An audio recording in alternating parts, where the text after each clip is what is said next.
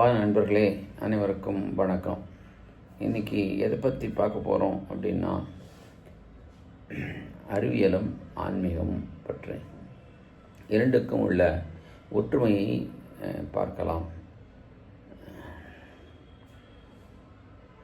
அறிவியலை பொறுத்தவரையில் இந்த பிரபஞ்சம் எப்படி உருவானது என்றால், பிக் பேங் வெடித்து பெருவெடிப்பின் மூலம் அதற்கு பிறகே இந்த நட்சத்திரங்கள், கேலக்சிகள் மற்றும் உள்ள கிரகங்கள் எல்லாம் உருவாகின என்று பார்க்கிறோம். அப்படி என்றால் ஆன்மீகத்திற்கும் இதற்கும் உள்ள ஒற்றுமை என்ன? இதுக்கு நம்ம ஒரு ஈக்குவேஷனுக்கு போகலாம். அந்த ஈக்குவேஷன் ஐன்ஸ்டீனுடைய தியரி ஆஃப் ரிலேட்டிவிட்டி.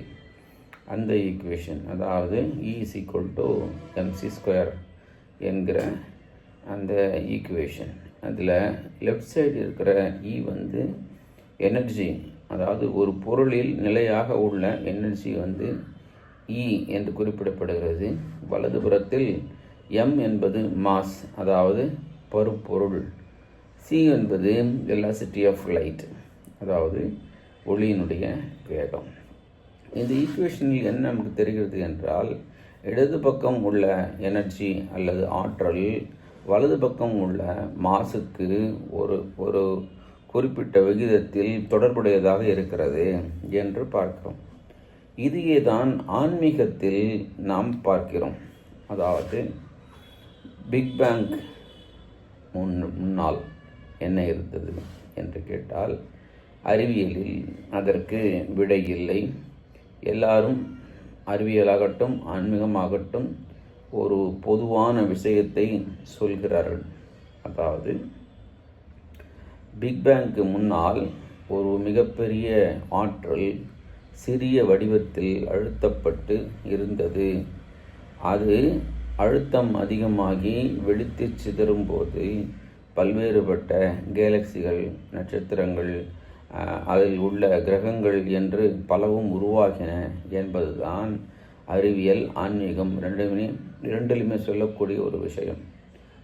ஆன்மீகத்தை பொறுத்தவரையில் இந்த E என்பது, இந்த பேராற்றல் E என்பது ஒரு புறம் இருக்கிறது. அது பிரபஞ்ச பெருவெடிப்புக்கு முன்னால் இருந்த ஆற்றல் E.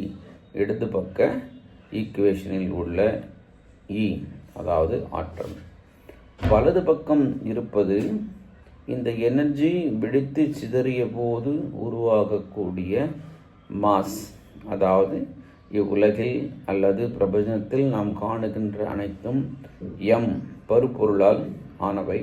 அது எதிலிருந்து வந்திருக்கணும்? E என்கிற அந்த ஆற்றலில் இருந்து இந்த பருப்பொருள் வந்திருக்கிறது.